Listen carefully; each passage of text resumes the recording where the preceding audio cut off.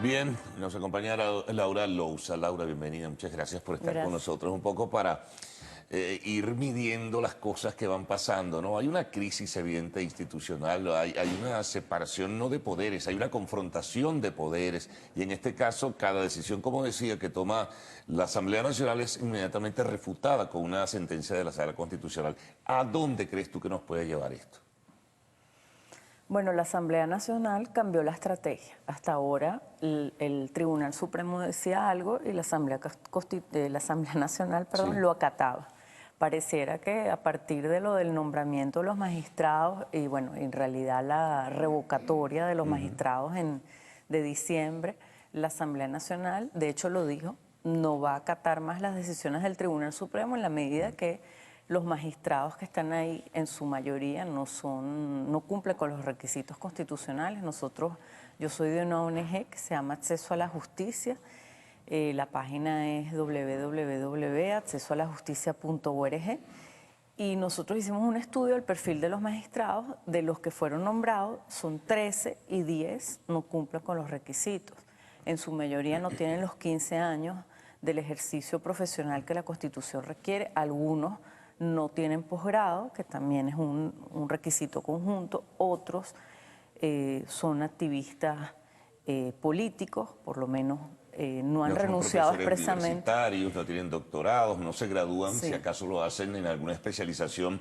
Esa graduación está vinculada a la sala para la que se les nombre. En fin, hay una cantidad de Sí. cosas allí que... Sí, la Constitución te pide 3 requisitos que son alternativos. Entonces, en realidad lo ideal sería que un magistrado los tuviera de alguna manera todos, porque debería ser el mejor jurista del país. Entonces, ser profesor, titular, además, ser abogado con 15 años de ejercicio, Haber tener sido el juez, máster o ser juez. Pero son alternativos. Con ser abogado con 15 años y máster ya tienes el requisito profesional. Luego hay otros que son la honorabilidad, el no haber ser condenado o por sentencia definitivamente firme o por un acto administrativo definitivamente firme, o también te piden, por ejemplo, el no ser activista político.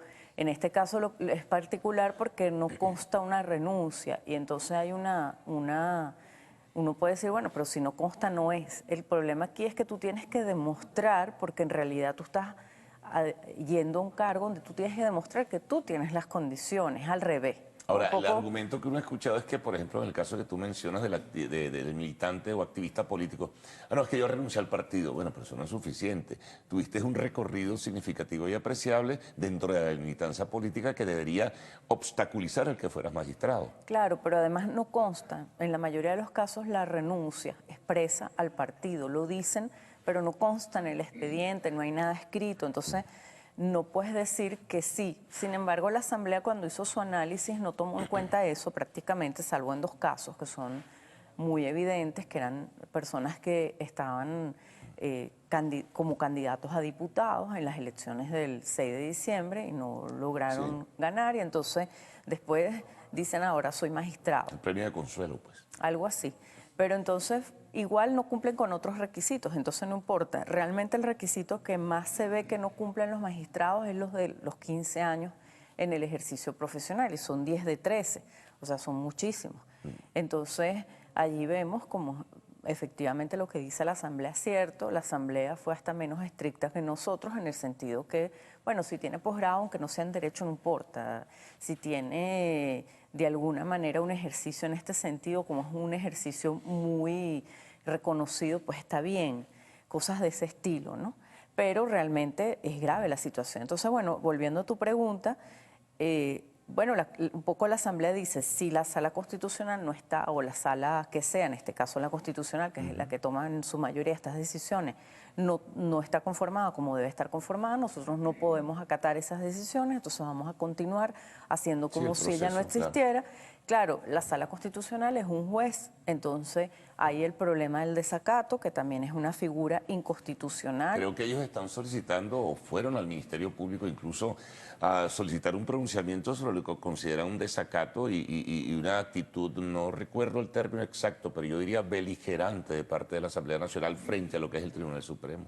Sí, Pero el tema allí es que el desacato también de la manera en que se manejó con el caso Escarano y el caso Ceballos fue un invento de la Sala Constitucional que dijo que cuando un amparo no se cumple, una decisión, hay desacato, entonces la persona va presa. Eso no lo dice la ley de amparo. Hay una reforma que está aprobada que dice eso, pero no se ha promulgado, ha pasado ya mucho tiempo y no está en la ley. Entonces lo ha dicho la Sala Constitucional, violando además la Constitución y la ley, porque la ley no lo dice, y entonces eso es lo que se pretende, pero no se sabe tampoco porque no ha ocurrido nada, ¿no? Sí. Todavía. Ahora, está también en ciernes, cuando por allí se decía que este señor que actúa como mediador, Rodríguez Zapatero, había detenido la posibilidad, pero que está en ciernes una probable sentencia ya redactada y en archivo para evitar que se realice el referéndum revocatorio. ¿Qué ocurría en el país si eso llega a oficializarse?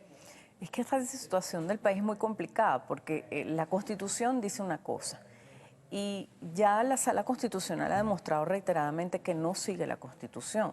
A lo mejor sigue una línea y la línea siguiente no, un artículo y el otro no, o no la sigue simplemente. Entonces, claro, la Asamblea Nacional toma una posición política donde dice, bueno, si tú no sigues la Constitución, yo en realidad tampoco tengo por qué acatar una sala que no sigue la Constitución, entonces yo tampoco acato la Constitución en ese sentido, y entonces al final del día yo tomo una decisión política donde decido ejercer mi poder como Asamblea Nacional y yo no acato lo que tú me dices. Entonces estamos en una situación muy particular porque tenemos una Constitución, somos supuestamente un Estado constitucional, de derecho, democrático, pero en realidad ya estamos fuera de ese marco. Estamos en una especie de laberinto, ¿no? Por lo menos en el escenario político institucional, un laberinto, porque no encuentras, a pesar de que se avanza por momentos, pero luego se da marcha atrás, en una situación donde tú sabes cuál va a ser el final de todo esto, no sabes qué va a pasar. En cambio, fíjate, en contraste, la crisis económica y social se agudiza aceleradamente, mientras que la crisis política,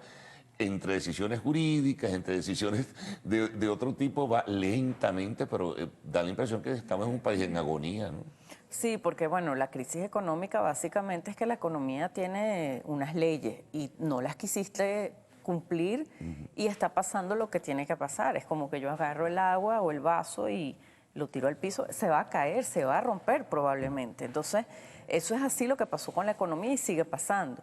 Y políticamente, en la medida en que tú te sales del Estado de Derecho, de la Constitución, pues también cada vez hay más desorden, hay más impunidad, hay más caos y hay más incertidumbre, porque lo que te da el Estado de Derecho y la democracia al final simplemente es unas reglas de juego y una certeza de por dónde van a ir las cosas.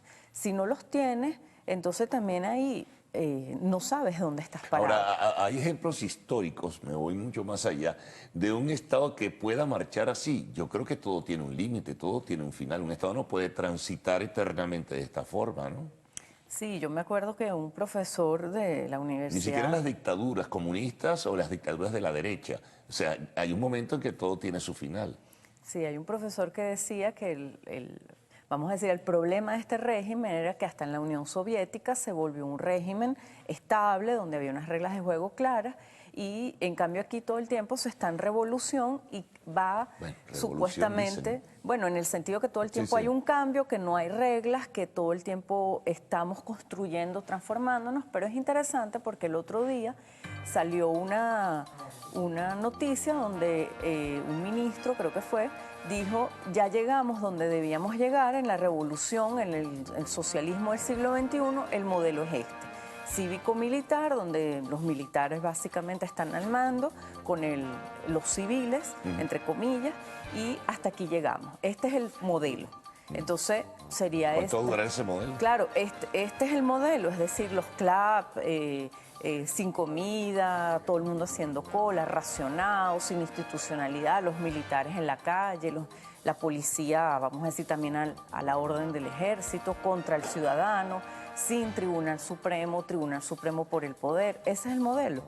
Entonces, realmente, ¿cómo funciona eso? A través de la represión, pareciera, porque allí es un modelo no de Estado de Derecho, ni de democracia, ni de libertad. Y tampoco son las reglas no se sabe si hay elecciones regionales, aparentemente no hay, está el tema de la elección de los rectores. Es decir, ya el modelo no es la Constitución, ¿cuál es? Sí, bueno, queda esa reflexión allí, esa serie de preguntas, Laura. Muchas gracias por habernos acompañado y dejar pues en la mesa de trabajo una serie de preguntas, ¿no? Que la gente tiene que comenzar a trabajar y a pensar sobre ellas. Bueno, nos vamos a una pausa y al retorno estaremos con el segmento de arte y espectáculos en Lo Actual.